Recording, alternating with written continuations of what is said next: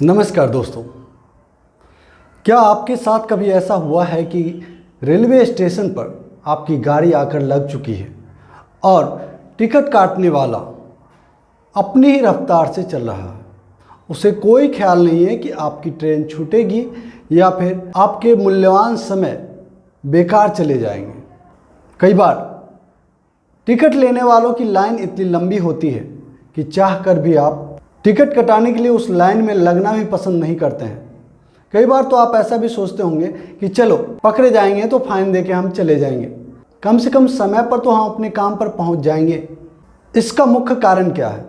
Ticket काटने वाली जगह पर बैठा हुआ व्यक्ति जो अपनी रफ्तार के लिए मशहूर है, जिसके बारे में आप अक्सर सुनते होंगे, लोग कहते होंगे कि इसे किसने यहाँ पे बिठा दिया है। दोस्तों, ठीक ऐसी ही बातें लोग सरकारी योजनाओं के बारे में कहते सुने जा सकते हैं। सरकारी योजनाओं का लाभ जब तक ज़रूरतमंद तक नहीं पहुंचता है या ये कहें कि समय पर नहीं पहुंचता है तो हम अक्सर सरकार को कोसते रहते हैं। हाँ, ये सच है कि सरकार की जिम्मेदारी है, लेकिन उन कर्मचारियों का क्या जो रिटायरमेंट का रास्ता देखते देखते गप मारते रहते हैं और फाइलों का ढेर दिन ब दिन बढ़ता चला जाता है। इसी का कारण होता है कि अच्छी और जनहित की योजनाएं भी समय पर लोगों तक पहुंचने के बजाय इन फाइलों में ही दम तोड़ देती है।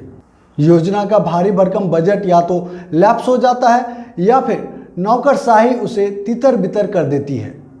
परंतु दोस्तों, उत्तर प्रदेश सरकार ने हाल ही में एक आदेश पारित किया है जिसके तहत यह स्पष्ट है कि 50 से ज़्यादा उम्र के अक्षम यानी कि आलसी, जो काम के लायक नहीं है, जो कामचोर है, ऐसे कर्मचारियों को अनिवार्य सेवानिवृत्ति दी जाएगी, यानी कि ज़बरदस्ती रिटायर्ड कर दिया जाएगा।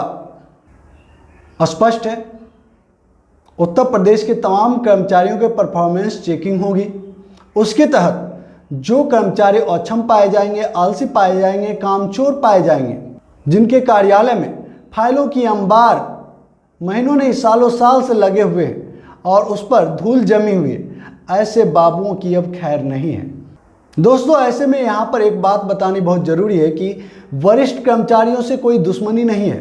उनका अनुभव तो चीज़ों को दुगनी रफ्तार से बढ़ा सकता है। दिक्कत अक्षम या लापरवाह कर्मचारियों से है।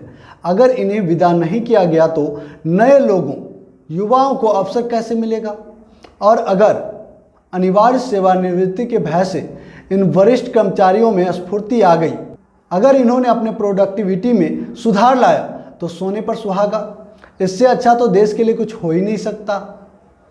कई बार देखा गया है कि अच्छी योजनाएं लोगों के पास पहुंचने से पहले ही बंद हो जाती हैं।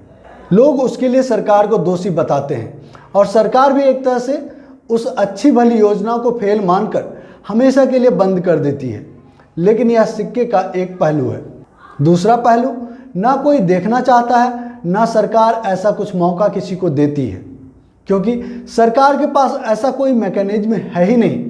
क्योंकि दोस्तों, दरअसल यह फाइलों का ढेर लगाए रहने की सरकारी कर्मचारियों की मानसिकता का ही परिणाम होता है और यह मानसिकता आपको हर कहीं मिल जाएगी। आप एक सरकारी और एक प्राइवेट बैंक में खाता भर खुलवाने पहुंच जाइए, फर्क आपको अपने आप पता चल जाएगा। जहां सरकारी बैंक में आपके जाते ही कम से कम 4-5 टेबलों पर घुमा दिया जाएगा, वहाँ चले जाइए, वहाँ से वहाँ चले जाइए, वहाँ कहा जाएगा यहाँ नहीं वहाँ जाइए। ऐसे में अगर आप सही बाबू के पास पहुँच भी गए तो सही बाबू कहेंगे कि ये कागज़ लाइए, वो लाइए, इतने में उनका लंच टाइम हो जाएगा, फिर कहेंगे कल आइए। आपका दिन भर इसी में खप जाएगा। प्राइवेट बैंक में जो सामने आपको दिखे उससे आप उस काम के लिए कह दीजिए, वहीं आपके सारे काम हो जाएंगे। दोस्तों, कहीं ना कहीं यही हाल हमारे सरकारी दफ्तरों का भी होता है। आज फला बाबू नहीं आए हैं, फाइल उनकी अलमारी में है, कल आइए। कल जाओ तो जिसने कल के लिए बुलाया था वही गायब हो जाता है। फाइलों तो फाइलें, आदमी भी चक्कर काटता रहता है, उस पर भी धूल चढ़ने लगती है, लेकिन इस सरकारी ढर्रे को पसीना नहीं आता। इलाज एक ही है, सरकारी कर्मचारियों को बने रहने का आधार भी उनका परफॉर्मेंस होना ही चाहिए, तभी हालात सुधरेगी और तभी नए युवाओं के लिए जगह बनेगी।